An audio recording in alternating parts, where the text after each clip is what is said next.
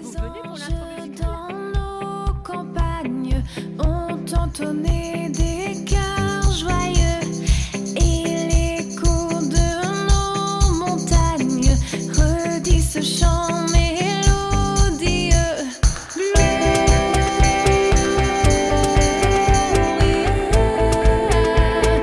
in excelsis Deo.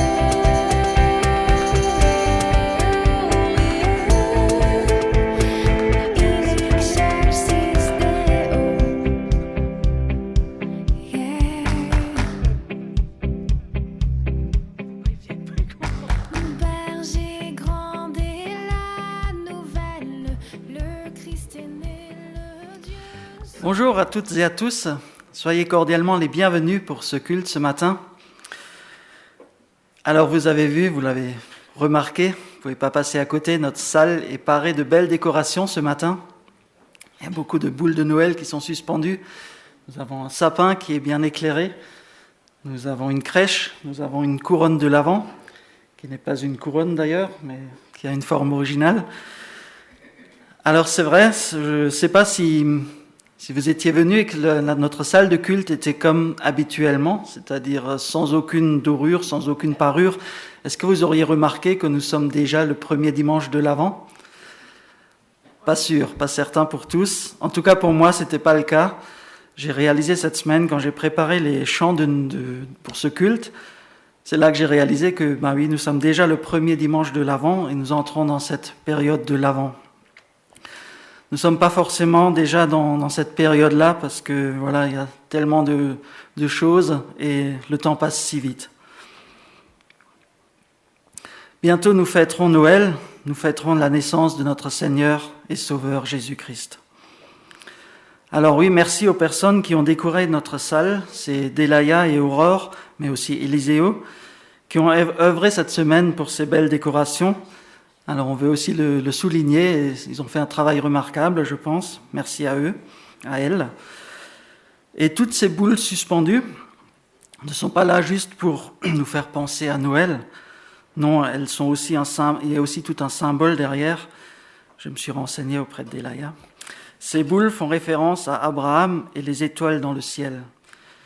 Dieu promit à Abraham une descendance aussi nombreuse que les étoiles dans le ciel. Et on peut lire ça dans Genèse 15, versets 1 à 7.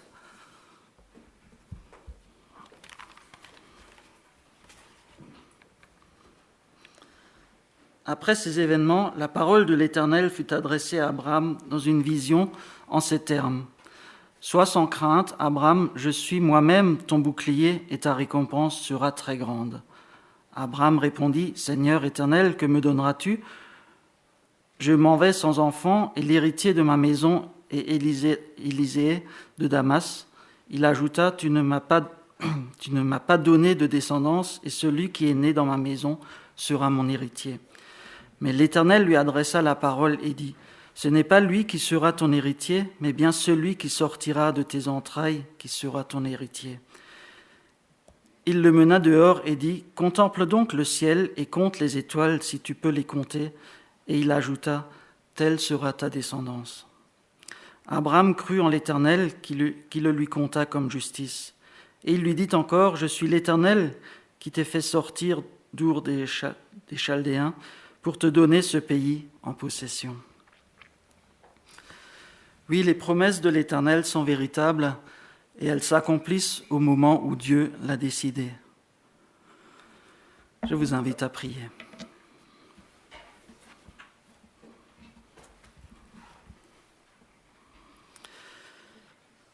Seigneur, merci parce que ce matin, nous pouvons venir à toi tel que nous sommes, Seigneur, et nous pouvons te louer, t'adorer, Seigneur. Merci parce que ce matin, tu as un message pour chacun d'entre nous, Seigneur. Tu veux nous parler à travers ton esprit. Ouvre notre cœur, Seigneur, et que nous soyons réceptifs à ce que tu as à nous dire ce matin. Seigneur, permets que ce temps de l'Avent aussi nous soit profitable pour nous rapprocher de toi, Seigneur, pour que nous puissions apprendre à te connaître, Seigneur, et à te faire davantage confiance tous les jours dans nos vies. Gloire à ton saint nom, Seigneur. Amen. Je vous propose un premier cantique Jésus, merveilleux nom. Jésus qui est à la fois consolateur, divin rocher, libérateur, prince de la paix, Dieu créateur, Fils bien-aimé, roi serviteur, Seigneur couronné. Et ceux qui le souhaitent, je vous invite à vous lever pour ce chant.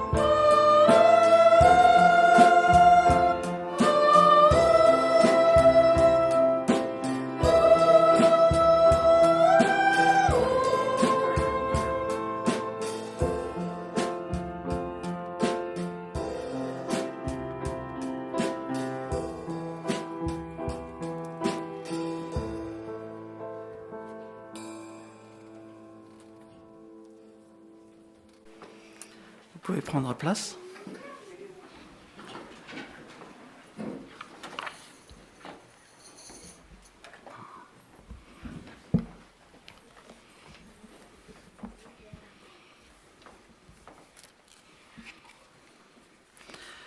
fait la lecture de Luc 2, les versets 8 à 14.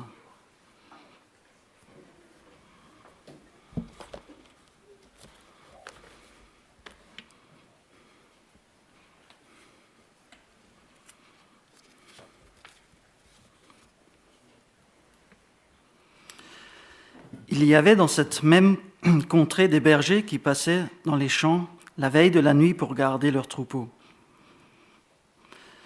Un ange du Seigneur leur apparut et la gloire du Seigneur resplendit autour d'eux. Ils furent saisis d'une grande crainte, mais l'ange leur dit « Soyez sans crainte, car je vous annonce la bonne nouvelle d'une grande joie qui sera pour tout le peuple. Aujourd'hui, dans la ville de David, il vous est né un sauveur qui est le Christ, le Seigneur. Et ceci sera pour vous un signe, vous trouverez un nouveau-né emmailloté et couché dans une crèche. » Et soudain, il se joignit à l'ange une multitude de l'armée céleste qui louait Dieu et disait « Gloire à Dieu dans les lieux très hauts et paix sur la terre parmi les hommes qui l'agréent. » Oui, dans quelques semaines, ce texte sera lu dans de nombreuses églises. Beaucoup de personnes qui n'ont peut-être pas l'habitude d'aller à l'église iront ce jour-là, parce que c'est une tradition de Noël, et ils entendront ce passage qui sera lu. Mais que feront-ils, ces personnes-là, de ce texte, de ce passage ? Et la question s'adresse aussi à nous. Que faisons-nous personnellement de ce texte ? Est-ce une belle histoire à raconter aux enfants ? Est-ce que ce sont simplement des faits historiques ? Aujourd'hui, dans la ville de David, il vous est né un sauveur qui est le Christ, le Seigneur. Oui, que faisons-nous personnellement de ce texte ? J'espère que nous nous arrêtons pas à Noël. Ce n'est pas la fin de l'histoire. Jésus n'est pas resté dans la crèche. Il est allé à la croix. Il est mort et ressuscité pour moi, pour toi. J'espère que nous pouvons nous réjouir de cela et réaliser l'immense privilège que nous avons de lui appartenir. Et lorsque nous fêterons Noël d'ici quelques semaines, nous serons reconnaissants de ce que nous avons en Christ. Amen. Je vous invite à chanter ces deux chants de circonstance. Écoutez le chant des anges, suivi de Noël, Jésus est né. Et après le deuxième chant, si quelqu'un a un partage à faire, je vais aussi lui laisser l'occasion et il pourra se manifester. Merci. Thank you.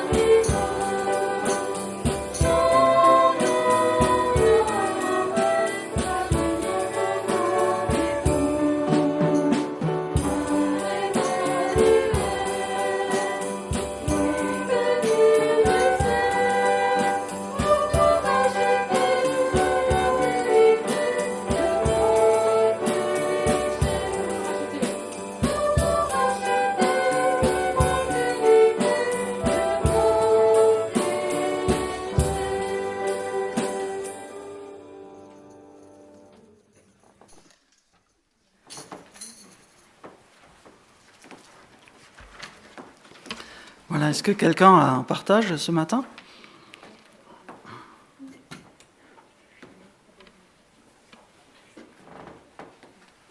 Moi, je veux bien, mais je vais...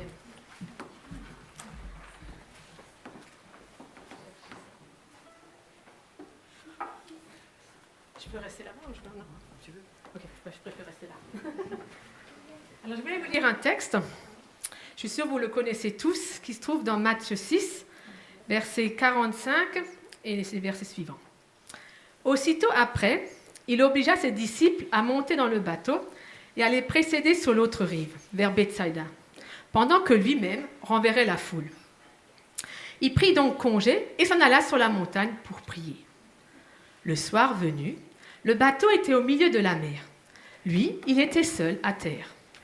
Voyant qu'il avait beaucoup de peine à ramer, car le vent leur était contraire, vers la 4e veille de la nuit, il vient vers eux en marchant sur la mer. Il alla les dépasser. Quand ils le virent marcher sur la mer, ils pensèrent que c'était un fantôme, et ils poussèrent des grands cris, car ils le voyaient tous, et ils étaient très troublés. Aussitôt, il leur parla, et il leur dit « Courage, c'est moi, n'ayez pas peur. » Puis il monta avec eux dans le bateau, et le vent tomba. Eux-mêmes étaient tous très stupéfaits. Alors, je pense que vous connaissez tous ce récit. Si on vous parle, qu'est-ce que vous avez retenu de ce récit, par exemple? Jésus marche sur les eaux, n'est-ce pas? À vrai dire, ce n'est pas ça qui est dans ce récit, parce qu'effectivement, on pense souvent que voilà, Jésus marche sur les eaux, mais ce n'est pas ça qui m'a le plus marqué dans ce passage. Je ne sais pas si vous êtes ici, si vous arrivez, par exemple, à voir ce qui est au verger. Vous connaissez où est le verger? Est-ce que vous voyez, par exemple, qu'est-ce qui se passe au verger actuellement? Est-ce que vous arrivez à le voir d'ici? Non. Si quelqu'un arrive à voir à travers les murs, il faut me prévenir. Je veux dire, non, personne ne le voit. À vrai dire, ce qui m'a surpris dans ce passage, c'est que lui était seul à terre. Donc Jésus est resté sur la terre. Il était parti prier, il avait renvoyé la foule après la multiplication des pains, et il avait envoyé ses disciples sur l'autre rive, donc à travers le lac.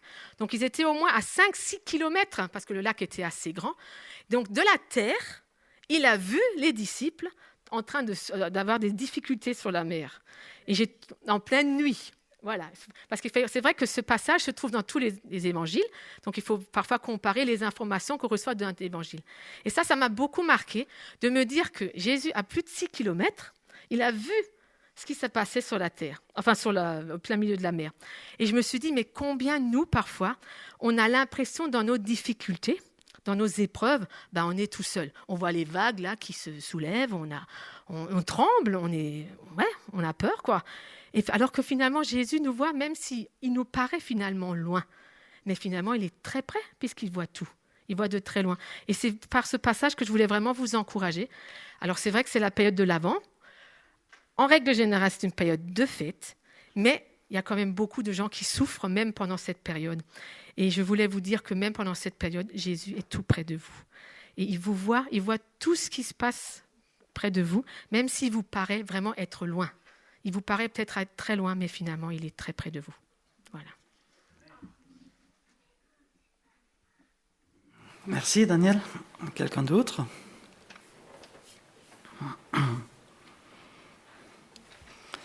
Sinon, je vous propose de continuer avec un temps de louange, avec ces quelques chants. Le premier, « Ô Jésus, mon Sauveur ».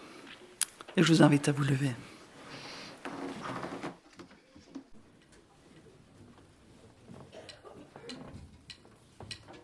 Jésus, mon Sauveur,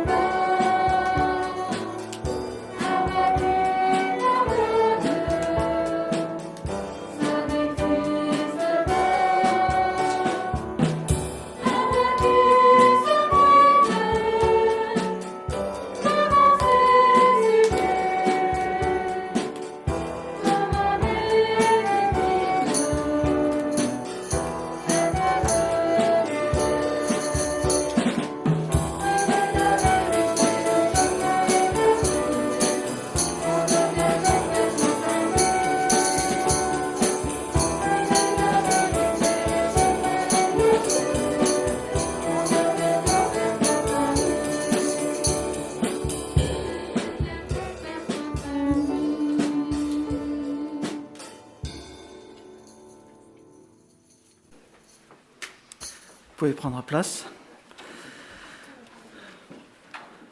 Les enfants, c'est l'heure, vous pouvez rejoindre vos groupes pour l'école du dimanche. Merci aux moniteurs, monitrices pour le travail.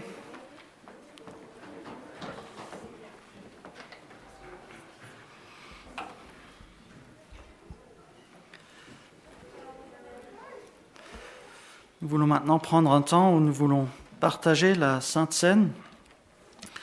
Et en introduction à la prise des aliments, je vais encore lire le passage de 1 Corinthiens 11, versets 23 à 29. « Car moi j'ai reçu du Seigneur ce que je vous ai transmis. Le Seigneur Jésus, dans la nuit où il fut livré, prit du pain et après avoir rendu grâce, le rompit et dit : Ceci est mon corps qui est pour vous, faites ceci en mémoire de moi. De même, après avoir soupé, il prit la coupe et dit : Cette coupe est la nouvelle alliance en mon sang, faites ceci en mémoire de moi, toutes les fois que vous en boirez. Car toutes les fois que vous mangez ce pain et que vous buvez cette coupe, vous annoncez la mort du Seigneur jusqu'à ce qu'il vienne. Alors je rappelle que la prise de la Sainte Seine est réservée aux personnes qui sont nées de nouveau. C'est un acte qui est entre vous et le Seigneur. Et j'invite maintenant la personne à venir m'aider pour la distribution. Et nous allons encore prier. Et durant le passage des aliments, je vous invite à participer aussi par des prières ou des cantiques. Merci.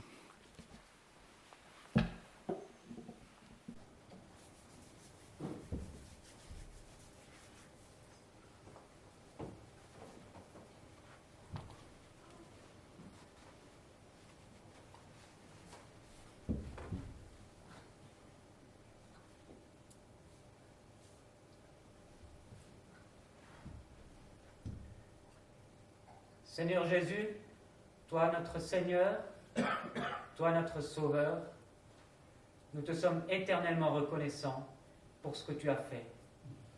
Tu as quitté ta gloire que tu avais auprès du Père, tu t'es humilié en naissant comme un homme, en grandissant, en vivant la vie que nous aurions dû vivre, une vie juste qui plaisait au Père.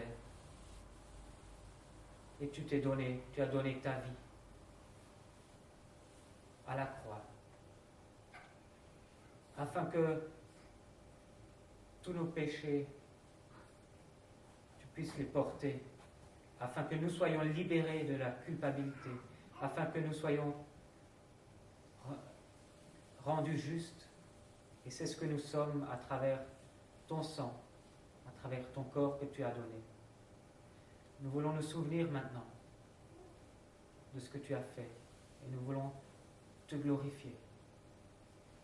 Merci pour ces éléments, ces symboles qui nous aident à nous souvenir que nous t'appartenons et que nous sommes liés les uns aux autres par ton esprit. Amen.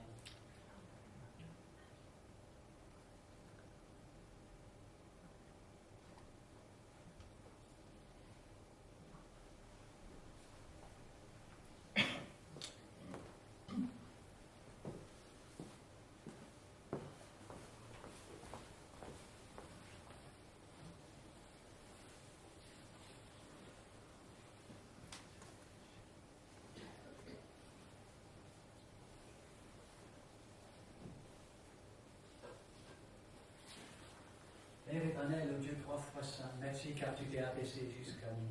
Merci car nous avons ce grand privilège de commémorer ensemble ta mort et ta résurrection aussi, Seigneur. Merci, Seigneur, pour tout ce que tu nous as laissé. Merci pour ta parole, Seigneur. Merci pour ta présence parmi nous. Honoré et glorifié sois-tu.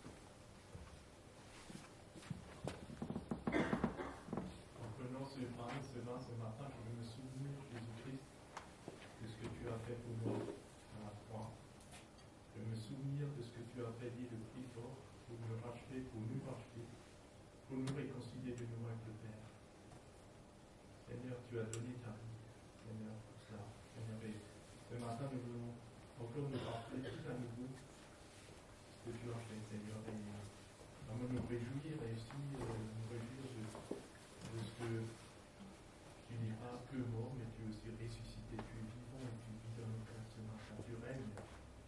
Quelle grâce, Seigneur, quelle grâce. C'est pas la mort pour nous, Seigneur, mais c'est ta résurrection. Merci Jésus, parce que tu es vivant et tu es au milieu de nous. Pardonne-nous, Seigneur. Que toute la gloire, la louange et l'honneur te reviennent.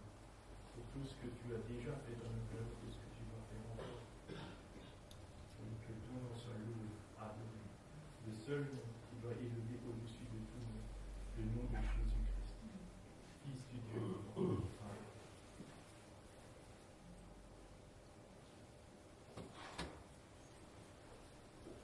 Oui, Seigneur, tu es la vérité, le chemin et la vie, protecteur de ma foi, et j'en te remercie. Amen.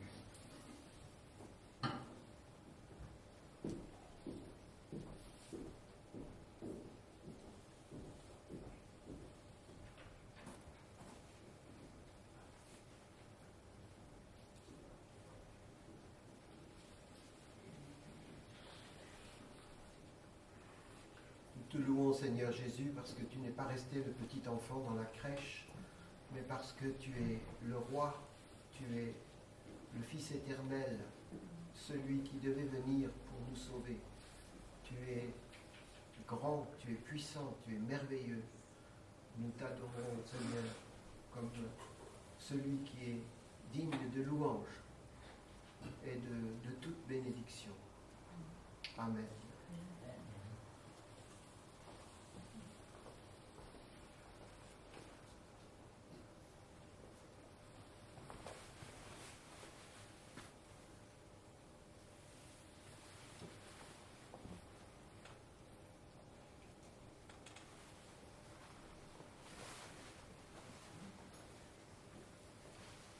Par le nom de Jésus, par le nom de Jésus, te donne la victoire. Par le nom de Jésus, par le nom de Jésus, te donne la victoire. Quand Satan nous tente un piège, c'est genoux qui nous protègent, c'est au nom de la victoire que chante les élus.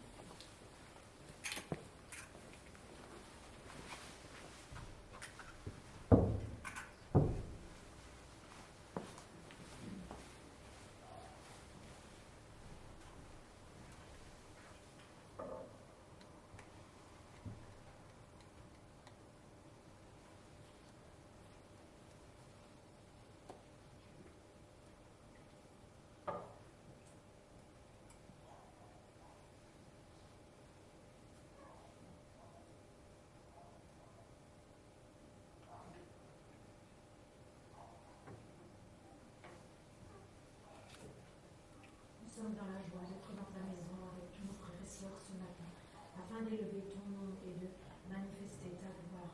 Seigneur, merci pour le rachat de nos âmes. Merci parce que tu es le sauveur de nos âmes. Merci parce que tu nous as réconciliés avec Dieu au travers de ta croix, au travers de ta vie ici-bas. Et nous te sommes reconnaissants et nous sommes dépendants de toi. Toi, toute la gloire. Amen. Amen.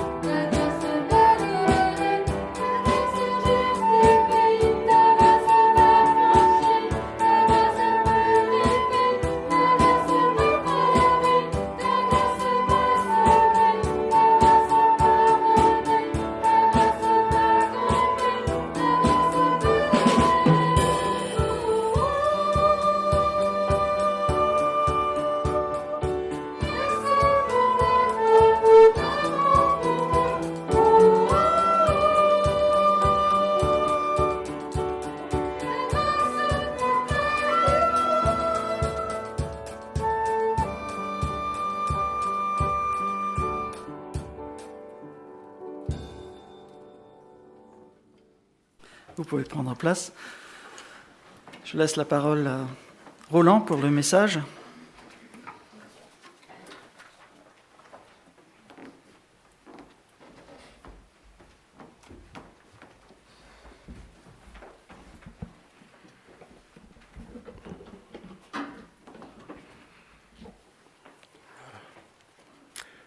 C'est un honneur et une joie d'être là devant vous.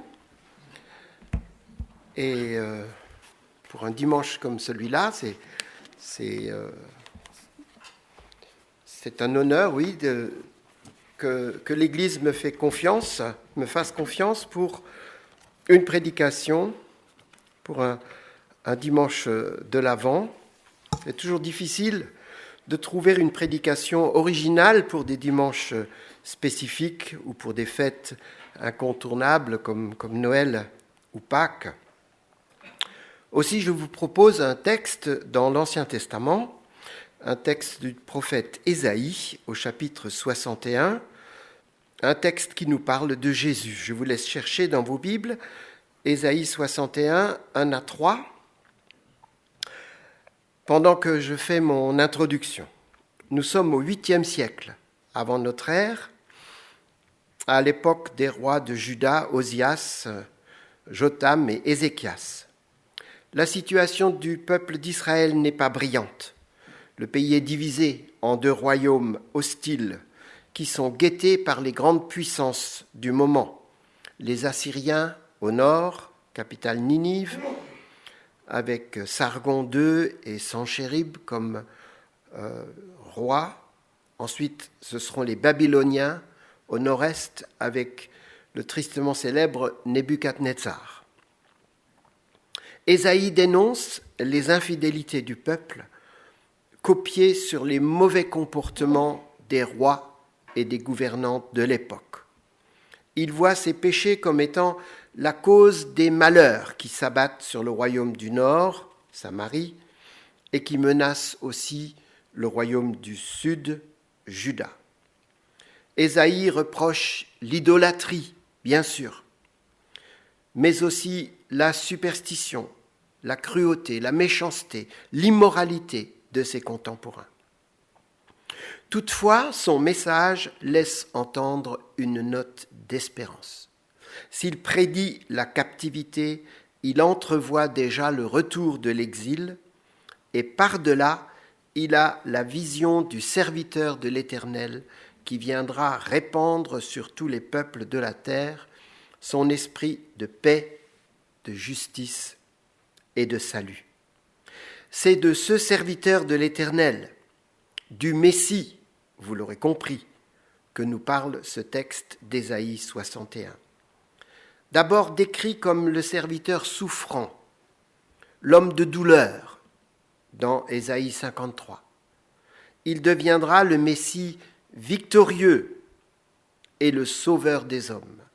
Et c'est cette vision qui fait dire à certains commentateurs que le livre d'Ésaïe était le 5e évangile. Alors vous y êtes dans la Bible, vous avez trouvé, vous ouvrez à peu près au milieu, vous êtes dans les psaumes et après, un petit peu plus loin, vous trouvez Ésaïe. Ésaïe 61, 1 à 3. L'Esprit du Seigneur, l'Éternel, est sur moi, car l'Éternel m'a oint pour porter de bonnes nouvelles aux malheureux. Il m'a envoyé pour guérir ceux qui ont le cœur brisé, pour proclamer aux captifs la liberté et aux prisonniers la délivrance, pour publier une année de grâce de l'Éternel et un jour de vengeance de notre Dieu, pour consoler tous les affligés, pour accorder aux affligés de Sion, pour leur donner un diadème au lieu de la cendre, une huile de joie au lieu du deuil, un vêtement de louange au lieu d'un esprit abattu, afin qu'on les appelle des térébinthes de la justice, une plantation de l'Éternel pour servir à sa gloire. Ce n'est pas mon habitude de prêcher sur Ésaïe, et ce n'est pas toujours facile d'expliquer les prophéties. Mais ce texte, vous le connaissez sans doute, car il figure en partie dans l'évangile de Luc.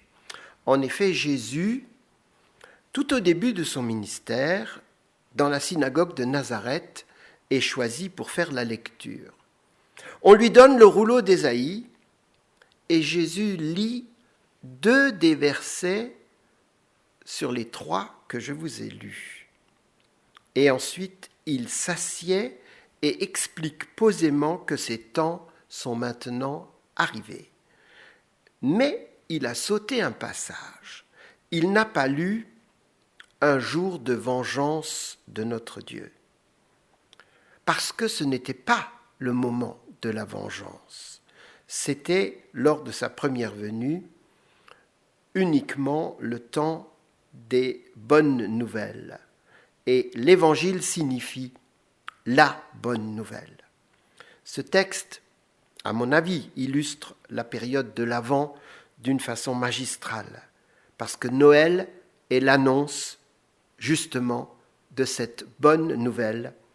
Un sauveur nous est né. Dans Luc 2, au chapitre 2, versets 10 et 11, les anges ont proclamé cette phrase, « Un sauveur vous est né ». Je crois que tu l'avais lu tout à l'heure, Jean-Marc.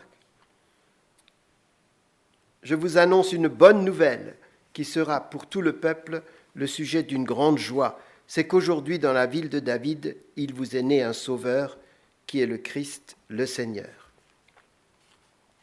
Noël est devenu cette fête où l'on se fait des cadeaux, où l'on s'invite pour un bon repas, où l'on pense aussi aux pauvres et aux malheureux. Hier, j'étais au Super U et puis on m'a alpagué avec un sachet à remplir avec quelque chose pour les Restos du Cœur ou quelque chose comme ça. C'est le jour, Noël est le jour où l'on fête la venue de Jésus, mais on fête aussi cette bonne nouvelle de Dieu pour les hommes, le Sauveur est venu. Ou plutôt, ce n'est pas une bonne nouvelle, mais c'est un ensemble de bonnes nouvelles qu'Ésaïe annonce au travers du Messie, le serviteur de l'Éternel. Alors, quelles sont ces bonnes nouvelles ? Jésus a été envoyé pour guérir ceux qui ont le cœur brisé, pour annoncer aux captifs la délivrance, pour consoler les affligés, mieux encore, pour leur donner un diadème, une huile de joie, un vêtement de louange, afin qu'on les appelle des térébinthes de la justice et qu'on les considère comme une plantation de l'Éternel pour servir à la gloire de Dieu. C'est pas beau tout ça ? Alors est-ce que c'est pour nous ? C'est d'abord pour les affligés de Sion, c'est-à-dire pour les malheureux de Jérusalem. N'oublions pas que Jésus est d'abord venu pour son peuple, les Juifs. Mais ceux-ci l'ayant majoritairement rejeté, l'Évangile va être proposé aux Samaritains, et puis aux Grecs, aux païens en général. C'est donc aussi pour nous. Noël est un message de joie, de paix, de délivrance, de grâce, de consolation pour tous ceux qui espèrent en Dieu. Car Noël est la venue de l'envoyé de Dieu, du serviteur de Dieu par excellence, du Messie tant attendu par les Juifs, du Sauveur de l'humanité. Sans qu'on sache encore exactement comment cela se fera, on apprend que cet envoyé de Dieu a toutes les qualités requises, tous les pouvoirs, non seulement pour guérir les corps, mais aussi les cœurs, pour transformer les hommes, les rendre heureux, rayonnants et utiles dans l'œuvre de Dieu. D'abord, en introduction et comme pour couper court à toute discussion, il proclame « L'Esprit du Seigneur, l'Éternel, est sur moi ». Ce qui veut dire qu'il ne fera rien par lui-même, mais qu'il vient au nom du Seigneur Dieu avec sa puissance et son autorité pour accomplir sa volonté. Il dit aussi « Car l'Éternel m'a oint ». L'onction était réservée aux rois, aux prophètes et aux sacrificateurs. Nous connaissons tous ce passage où le prophète Samuel va oindre le jeune David, le dernier fils d'Isaïe, comme futur roi d'Israël. Seulement personne n'a oint Jésus, si ce n'est Marie de Béthanie qui va répandre du parfum sur ses pieds quelques jours avant la Pâque. Mais c'est d'une autre onction qu'il s'agit là, puisque Jésus parle de sa mort. Non, Christ est loin de Dieu. Il est celui que le Père a choisi et destiné à cette mission redoutable de venir parmi les hommes pour les sauver au prix de sa vie. D'ailleurs, Messie veut dire envoyé, oint pour une mission spéciale. Jésus a d'ailleurs une triple onction, puisqu'il est à la fois roi, prophète et sacrificateur, pour guérir ceux qui ont le cœur brisé. Jésus a guéri des aveugles, des paralysés, des sourds-muets, des lépreux, des malades de toutes sortes. Mais ici, il s'agit d'une autre maladie, la maladie de l'âme, le péché. Dieu veut nous guérir du péché, c'est-à-dire nous pardonner d'abord, mais aussi nous en délivrer, nous donner la possibilité d'être victorieux sur le péché. Qui peut obtenir cela ? Ceux qui ont le cœur brisé, ceux qui ont honte de leur situation, qui pleurent sur leur péché. Et à ceux-là, Dieu leur apporte la délivrance. Aux prisonniers du péché, aux captifs de leur orgueil, de leur méchanceté, de leur vice, Dieu dit « Vous pouvez être libres aujourd'hui, gratuitement, si vous recevez Jésus dans votre cœur. » Pour consoler tous les affligés. Quand on est triste à cause de son péché, comment se comporte-t-on ? Pensez aux Ninivites du temps de Jonas qui ont pris le sac et la cendre et se sont repentis devant Dieu. Eh bien, Jésus veut changer notre tristesse en joie. Au lieu d'un esprit de tristesse, il veut nous donner un vêtement de louange. Alors, le vêtement de louange, vous ne le trouverez pas dans les magasins, même à Noël. La louange nous remplit de la présence de Dieu. Quand on loue Dieu, on oublie sa propre misère, on oublie sa condition humaine, on se concentre, on se focalise sur les qualités de Dieu, sur sa gloire, et ça nous fait tellement du bien que c'est comme si nous étions revêtus d'un nouveau manteau. On oublie ses problèmes, on oublie les ennuis en se concentrant sur Dieu, la source de toute grâce. Au lieu du deuil, une huile de joie. Alors ce n'est pas une huile pour cuisiner. Les vêtements de louange, l'huile de joie, les térébinthes de la justice, ce sont des métaphores, c'est-à-dire des images à prendre au second degré. L'huile est un produit essentiel. Au Moyen-Orient, dans l'Antiquité, encore plus que chez nous aujourd'hui. C'est un produit, je dirais, multi-usage. C'est bien sûr utilisé dans la cuisine et la pâtisserie, mais aussi dans la médecine. On l'appliquait sur les brûlures et sur les plaies pour soigner. L'huile est utilisée dans la lampe pour éclairer. Et enfin, comme déjà dit, on s'en servait pour les diverses onctions. Tous les ustensiles du temple et les sacrificateurs eux-mêmes étaient oints d'huile sacrée. Enfin, l'huile est le symbole du Saint-Esprit.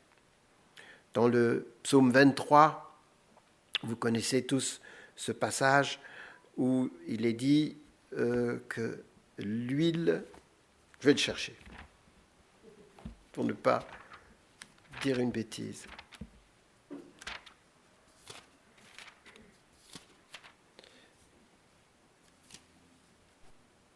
Tu dresses devant moi une table en face de mes adversaires, tu oins d'huile ma tête et ma coupe déborde.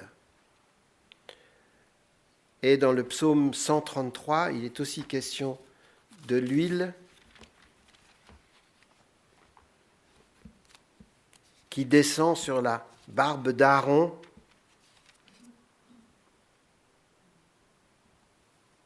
Oh, qu'il est doux et agréable pour des frères de demeurer ensemble.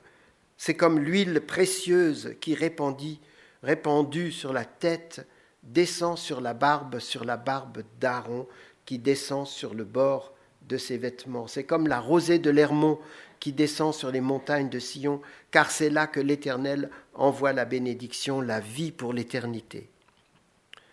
L'huile, c'est comme un parfum que l'on se met sur la tête pour sentir bon.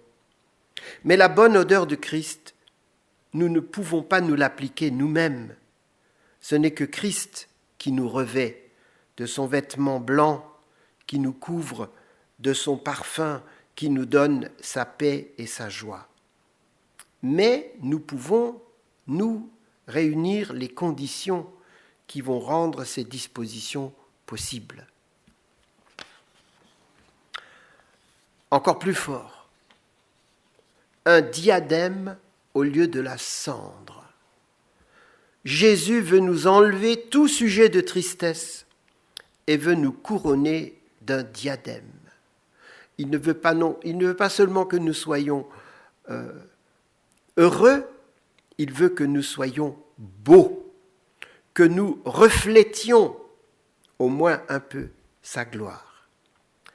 Alors faites voir un peu vos diadèmes, là. Levez vos têtes. Je ne vois rien briller. Ou alors, Jean-Marc m'a donné une idée. Levez la tête et regardez ce qu'il y a au-dessus de vous. Vous voyez peut-être des boules, hein, et imaginez que ce soit des diadèmes qu'il y a au-dessus de vous. Je suis sûr qu'il y a plus de boules qu'il y a de personnes dans la salle et que chacun peut s'en trouver une qui lui corresponde. Alors, blague à part, quelle sorte de diadème avons-nous à porter ? C'est celui de la beauté et de la joie que donne la paix et la joie de l'Esprit de Dieu. Vous connaissez ce verset « Qu'ils sont beaux les pieds de ceux qui apportent l'Évangile ».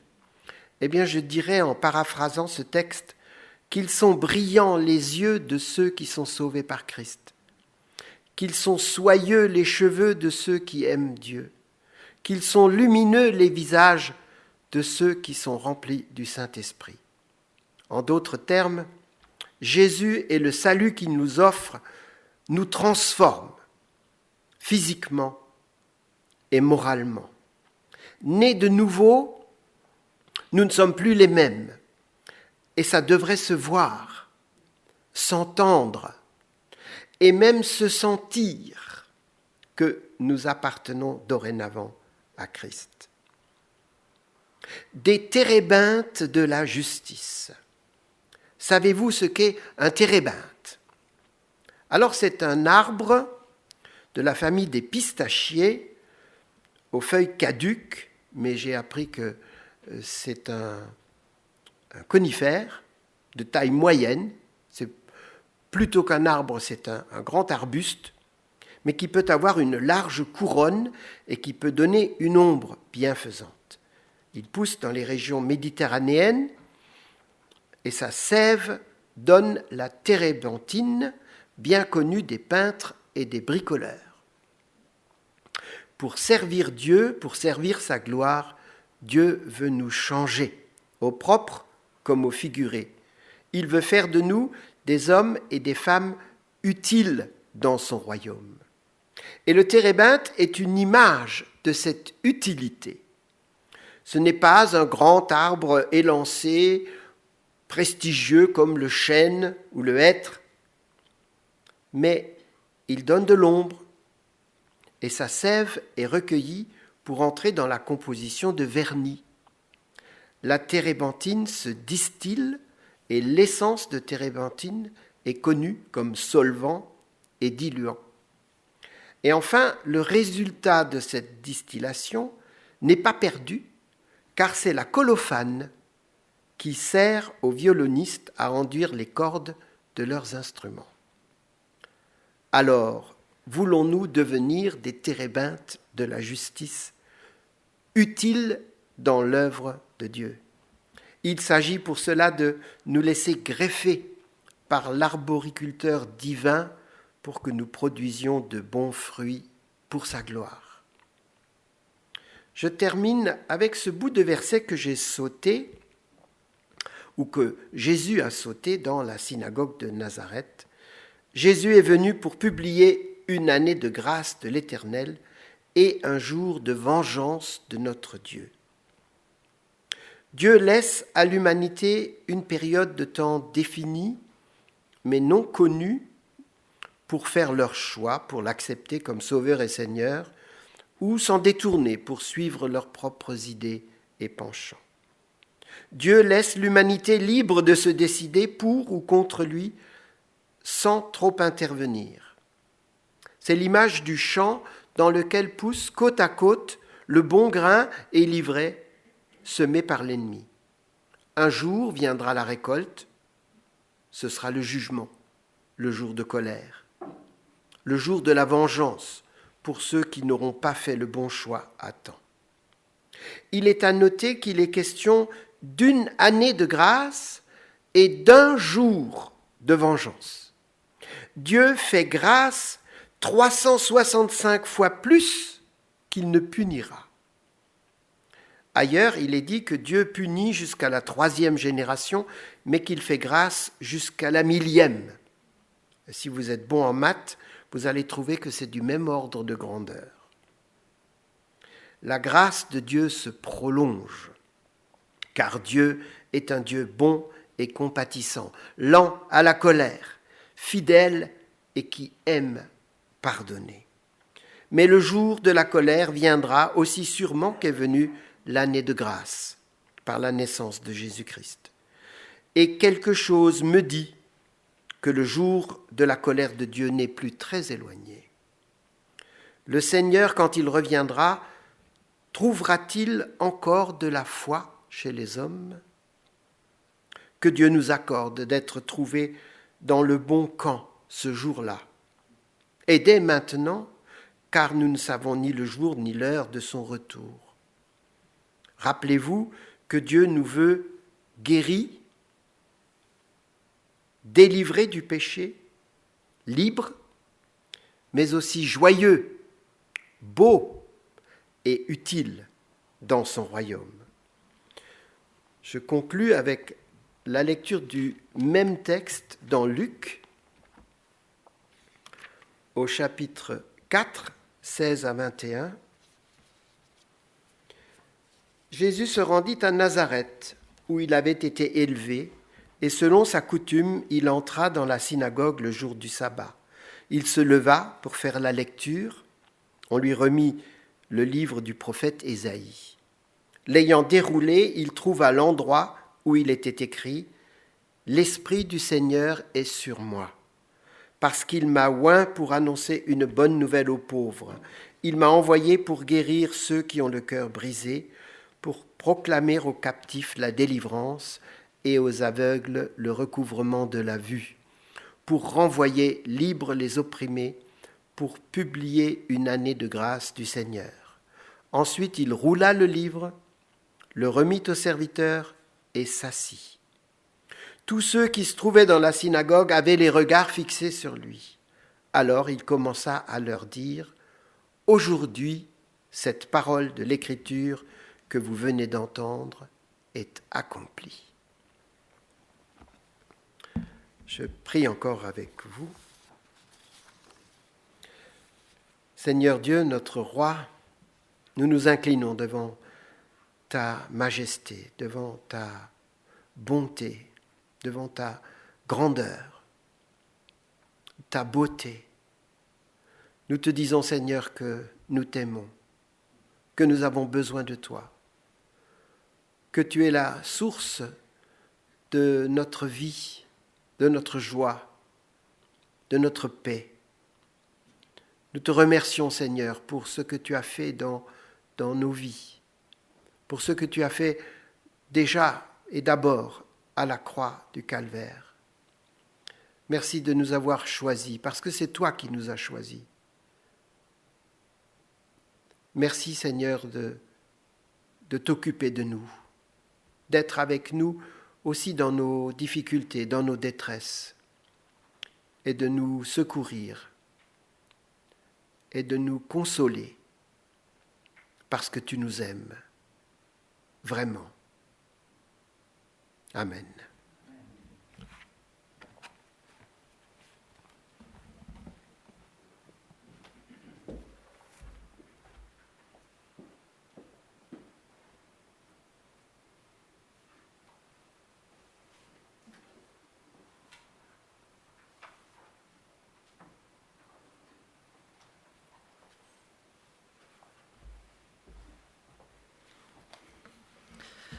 Merci Roland pour le message. C'est le moment des annonces. Aujourd'hui a lieu le marché de Noël à Wörth avec notre atelier bougies, mais pas seulement. Faites-y un tour pour voir les ateliers qui sont proposés. À partir de 18h, nous aurons aussi besoin de bras pour le rangement et le nettoyage de l'atelier bougies. Ça serait chouette si l'un ou l'autre pouvait encore se joindre et prêter main forte. Plus nous serons et plus vite ça sera plié. Merci beaucoup. Mardi à 20h, l'étude biblique en commun. Alors c'est une série d'études bibliques dans laquelle sont abordées des questions éthiques. Et cette semaine, le thème « Quand un pauvre me demande de l'argent ».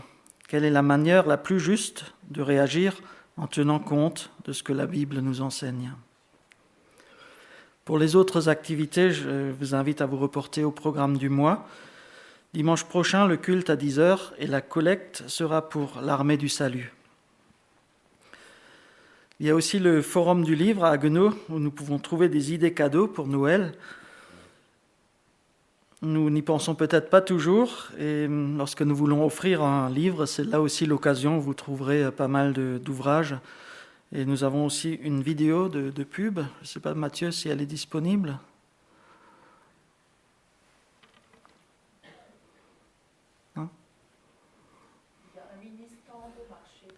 Et un mini-stand au marché, d'accord.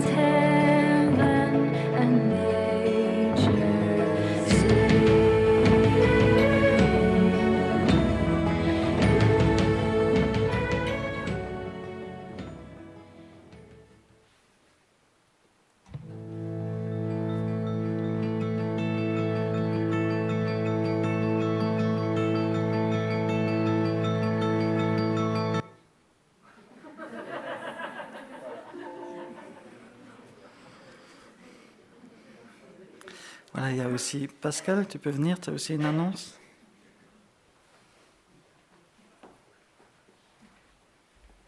Voilà, bonjour, chers frères et sœurs, chers amis. Donc, d'abord, je vais vous transmettre les salutations de nos frères et sœurs en Moldavie, où on a été avec Étienne, Patrice Camus aussi. On était 3 jours pour permettre que les projets là-bas avancent un petit peu. Et donc, on a trouvé des frères et sœurs motivés, notamment à Corchoiti, motivés pour leur projet de maison de retraite. Et on a passé un bon moment, un bon temps de culte là-bas.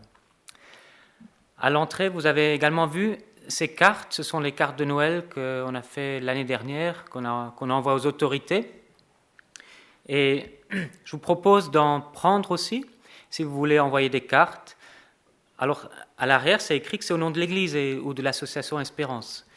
Ça, peut-être vous avez un contact ou quelqu'un où ça ne ferait pas de mal de prendre position aussi. Peut-être un voisin en disant, oui, tu sais donc que je suis à l'église à Wörth et je t'envoie un petit mot pour Noël. Un sauveur qui redonne de l'espoir. La photo, je vous l'explique comme ça, vous pourrez l'expliquer aussi à votre voisin. C'est une photo qui a été prise au marché de Noël de Haguenau avant qu'il soit monté l'année dernière. Les grandes statues de la crèche sont encore emballées dans le cellophane. Et c'était vraiment, ça montrait bien l'état de notre société l'année dernière et qui est encore la même cette année, où on a l'impression que tout est enfermé. On se demande si Noël pourra être fêté. Et là-dedans, dans cette situation-là, nous avons un sauveur qui redonne de l'espoir. Voilà, alors je vous encourage à prendre des cartes, il y en a assez. Si vous en avez besoin de plusieurs, vous pouvez les utiliser, les envoyer autour de vous. Et puis, une deuxième chose, donc le 19 décembre, nous aurons notre fête de Noël l'après-midi à 16h. J'ai déjà plusieurs contributions. Donc, le principe, c'est qu'on aura une trame avec des versets de la Bible qui vont nous conduire dans cette fête de Noël. Et après, des contributions diverses des uns et des autres. Toutes sortes d'art peut être utilisé. Ça va de la poésie à la musique, en passant par le théâtre ou la danse, ou peut-être un tableau qu'on a envie de présenter, de la peinture. On veut que ce soit simple, familial, et puis bien sûr on pourra aussi inviter nos amis pour cette fête de Noël. Donc venez vers moi si vous avez encore envie de proposer une contribution, comme ça après on pourra bien rédiger tout le programme. Merci bien.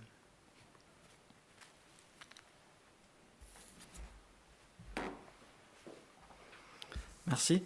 Est-ce qu'il y aurait encore d'autres annonces que j'aurais oubliées? Oui. Il y a aussi un stand des flambeaux au marché de Noël. Oui, c'est flambeaux, atelier bougies, enfin plein de choses, oui. Merci. Sinon, s'il n'y a plus rien, je vous propose, notre culte se termine et je vous propose ces quelques versets qui se trouvent dans Philippiens 4, les versets 4 à 7. Réjouissez-vous toujours dans le Seigneur, je le répète, réjouissez-vous, que votre douceur soit connue de tous les hommes. Le Seigneur est proche, ne vous inquiétez de rien, mais en toute chose, faites connaître vos besoins à Dieu par des prières et des supplications avec des actions de grâce. Et la paix de Dieu, qui surpasse toute intelligence, gardera vos cœurs et vos pensées en Jésus-Christ. Amen. Je vous souhaite encore un bon dimanche et une bonne semaine.